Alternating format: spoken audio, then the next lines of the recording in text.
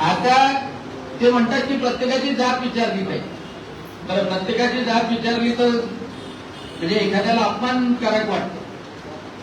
पण जेव्हा त्या राहुल गांधीला अनुराग ठाकूर यांनी विचारलं, म्हणजे नाव घेऊन नाही विचारलं की आप आपकी जात बता सकते क्या, तेव्हा मात्र त्याला मोठं झोंबलं आणि तो म्हणे की बा इन्सल्ट झाली आहे की नाही.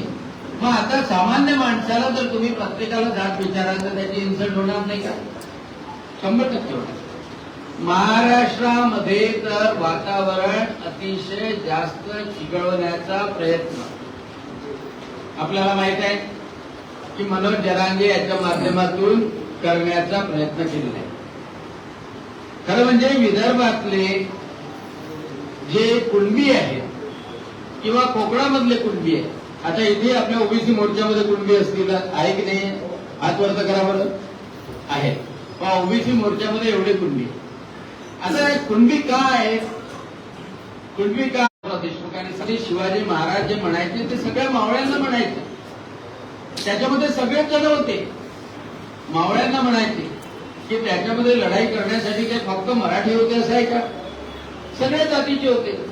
छत्रपती शिवाजी महाराजांनी कधी जात पाहिली नाही आणि म्हणूनच ते मोठे झाले की ते एका जातीचे नाही झाले, सगळ्या जातीचे झाले.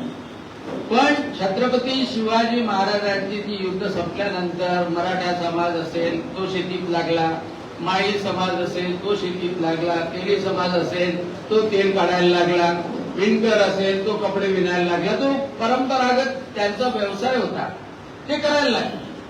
म्हणजे व्यवसायाप्रमाणे जात ही कुणबी जात, व्यवसायाप्रमाणे जात ही कुणबी जात होती. आणि म्हणून आपली कुणबी जात लिहावी हा भाऊसाहेब पंजाबराव देशमुखांचा आग्रह होता. आणि भाऊसाहेब पंजाबराव देशमुखांनी विदर्भामध्ये सगळ्यांना सांगितलं आणि सगळ्यांनी लिहिली. कशाला? माझी स्वतःची, म्हणजे माझ्या आजोबांनी एक कोठा घेतला त्याच्यावर लिहिलाय रामभाऊ सीतारामजी कुणबी. कारण की तेव्हा आडनाव नाही लिहिल्या जात, जातच लिहिल्या जात होतं. गजूबा बरोबर आहे, जात लिहिल्या जातो. आणि मग कुणबी राहिले. जेव्हा भाऊसाहेब मराठवाड्यामध्ये गेले होते तेव्हा मराठवाड्यातल्या लोकांनी म्हटलं नाही नाही, आम्ही आरक्षणासाठी जात वगैरे काही बदलवणार नाही किंवा आम्ही कुणबी लिहिणार नाही, आम्ही मराठा आहोत, आम्ही मराठा राहू. आहे की नाही? पश्चिम महाराष्ट्रात आताही म्हणतात की आम्हाला कुणब्याचं आरक्षण नको, आम्ही मराठा आहोत, आम्ही मराठा राहू. आणि म्हणून मराठ्याला आरक्षण मिळालं पाहिजे यासाठी विदर्भातल्या सगळ्या जातींनी सुद्धा पाठिंबा दिला होता. मागच्या वेळेला तुम्हाला माहित आहे एक मराठा क्रांती मोर्चाचा अमरावतीमध्ये मोठा मोर्चा निघाला होता. त्या मोर्चामध्ये सगळेजण आपण सहभागी होतो, सगळेजण सहभागी होतो. कारण का त्यावेळेला एकच उद्देश होता की मराठ्यांना सेपरेट आरक्षण मिळालं पाहिजे. कारण मराठ्यांना कुणब्यामध्ये आरक्षण मिळू शकत नाही, हे स्पष्ट आहे. जर का त्यांच्या सातबारावर, त्यांच्या घराच्या खरेदीवर, त्यांच्या आजोबांच्या टीसीवर, कोतवाल बुकाच्या नकलीवर कुठे जर का कुणबी लिहिलं असेल तर त्यांच्या पोरांना निश्चितच कुणब्याचं प्रमाणपत्र मिळेल. परंतु मराठ्यांना हे आरक्षण देण्याचं काम जर केलं असेल आणि ती ओबीसीच्या आरक्षणाला धक्का न लावता हे केलं एकमेव एका माणसाने, ते म्हणजे देवेंद्र फडणवीस यांनीच केलं. केलं की नाही केलं? कारण त्यावेळेला मी आमदार होतो, आम्ही कुणब्यांनी म्हटलं होतं की बा ओबीसीच्या आरक्षणाला धक्का नको लागायला. आणि त्यांनी ओबीसीच्या आरक्षणाला धक्का लावला नाही, आरक्षण दिलं. ते हायकोर्टात टिकवलं, सुप्रीम कोर्टामध्ये स्टे येऊ दिला नाही. अनेक पोरं, मराठ्यांचे पोरं त्या 12%, 14% जे काय आरक्षण होतं त्याच्यामुळे नोकरीला लागले, पोलीस इन्स्पेक्टर झाले. नंतर उद्धव बाळासाहेब ठाकरे यांचं सरकार आलं आणि ते आरक्षण उद्धव ठाकरे कोर्टामध्ये टिकू शकले नाही. मग पुन्हा आंदोलन सुरू झाले. पुन्हा आंदोलन सुरू झाल्यानंतर मनोज जरांगेचं आंदोलन सुरू झालं, अंतरवालीचं आंदोलन सुरू झालं. आणि ते आंदोलन सुरू झाल्यानंतर मग पुन्हा मराठ्याचं आरक्षण मुख्यमंत्री एकनाथ शिंदे, उपमुख्यमंत्री देवेंद्र फडणवीस, उपमुख्यमंत्री अजितदादा पवार यांच्या सरकारने तिथे मंजूर केलं. 10% आरक्षण मंजूर केलं. 10% आरक्षण मंजूर केलं आणि त्या 10% आरक्षणाचे फायदे सुद्धा मिळू शकतात. परंतु मनोज जरांगे जर का शांत बसले तर देवेंद्र फडणवीसाला क्रेडिट जाईल. मग मनोज जरांगेला पुन्हा लावला, पुन्हा उपोषण कर, पुन्हा क्रांती मोर्चा काढ, पुन्हा मोर्चा काढ. आणि मग मनोज जरांगेने एकच काम सुरू केलं की देवेंद्र फडणवीसांना शिव्या द्या, भारतीय जनता पक्षाला शिव्या द्या. मी तुमचे पाडतो करत करत करत करत मग आता मनोज जरांगे जी मागणी करतात आहे ती कोणीतरी पूर्ण करू शकते का? शरद पवार पूर्ण करू शकतात का? नाना पटोले पूर्ण करू शकते का? उद्धव ठाकरे पूर्ण करू शकते का? तर त्याचं उत्तर आहे नाही. कारण ती मागणी अशी आहे की मनोज जरांगे म्हणतात की मराठा त्याच्या जर नोंदी म्हणजे मराठ्याची नोंद जर का सापडली कुणब्याची तर त्याच्या सगळ्यालाच नाही तर त्याच्या सोयऱ्यालाही आरक्षण भेटलं पाहिजे.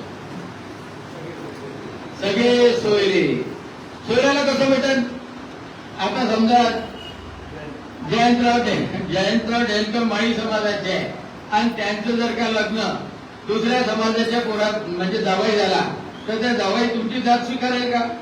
नाही स्वीकारणार. सोयऱ्याला कधी मिळू शकते का? कोणत्याच पुस्तकात कोणत्याच संविधानात जे बसू शकत नाही ते मान. आणि दुर्दैव असं आहे का सगळ्यांना आपल्याला वाटते गर्दी काय, अनेकांना वाटते गर्दी काय.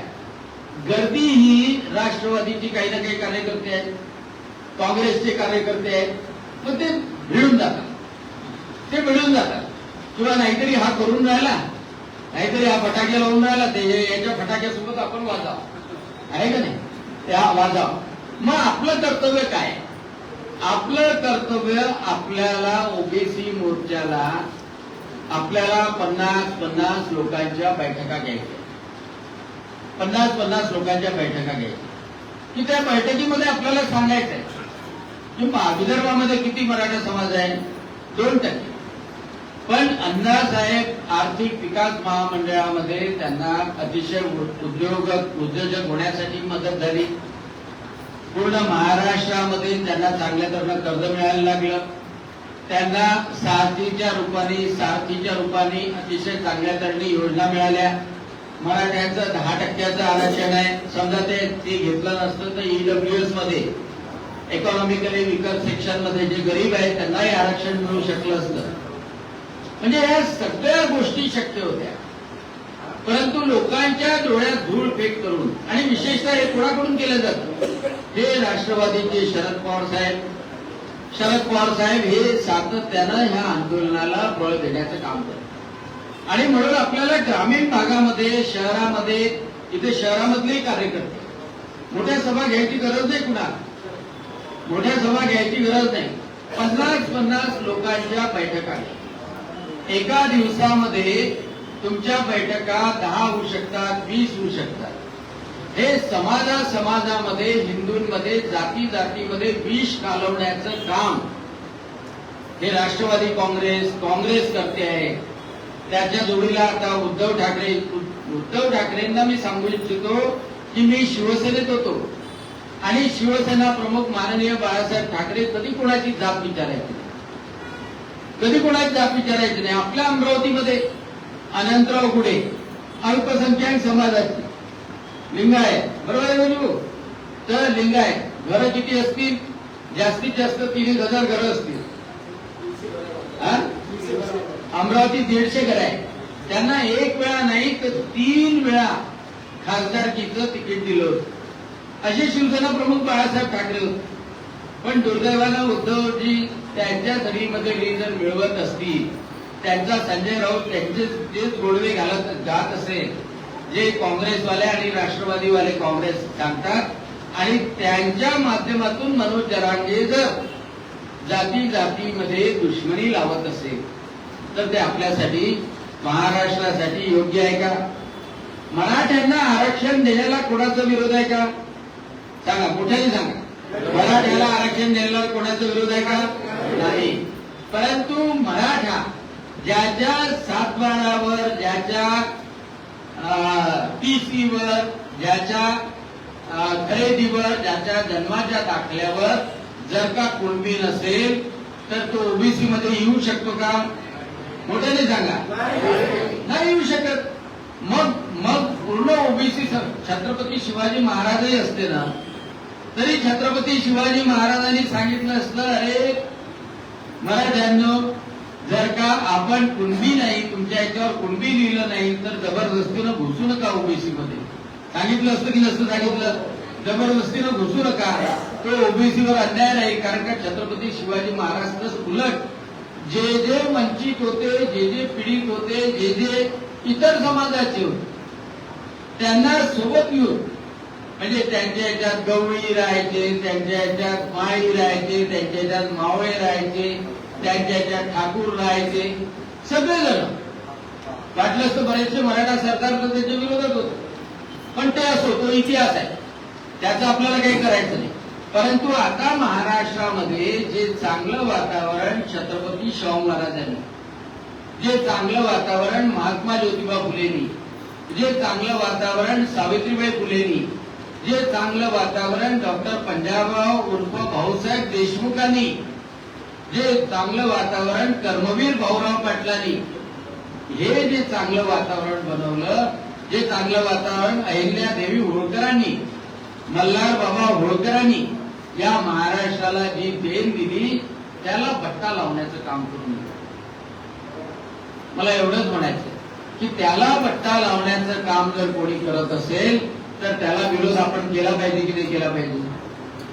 केला पाहिजे. तर मग प्रत्येकाला उतरलं पाहिजे.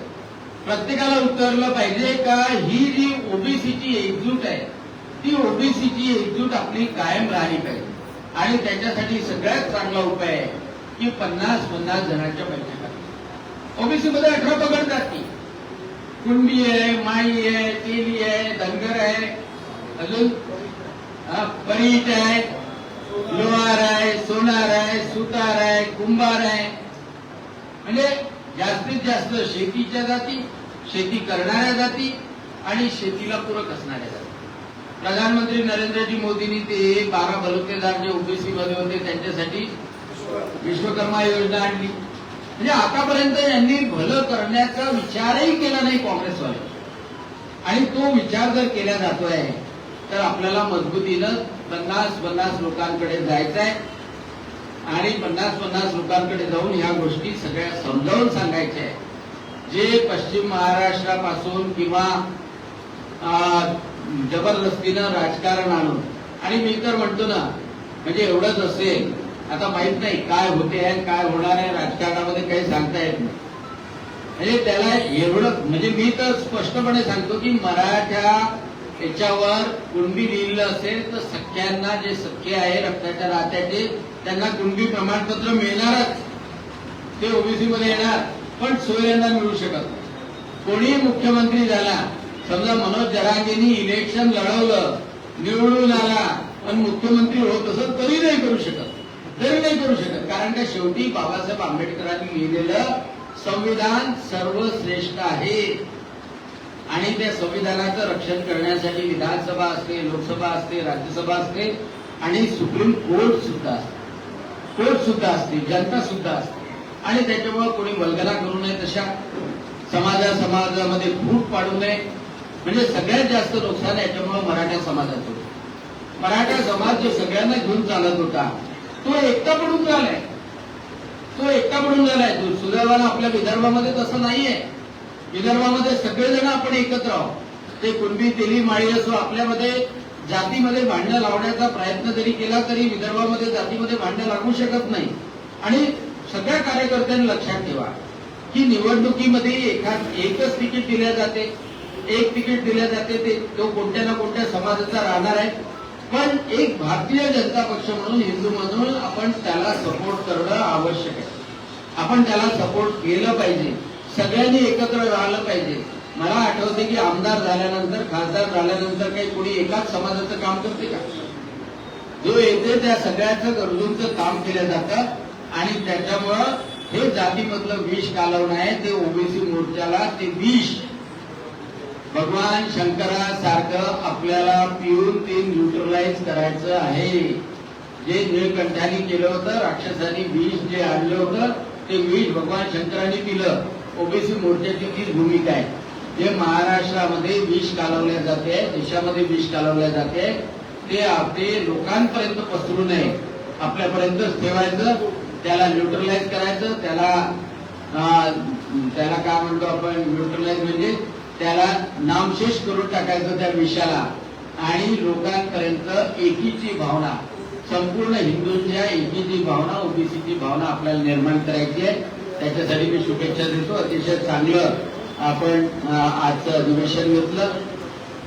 विधानसभेमध्ये संपूर्णतः ओबीसी आणि विशेषतः ओबीसी महिला यांचा रोल अतिशय मोठा राहणार आहे आणि त्यामध्ये आपल्याला यश मिळो अशी मी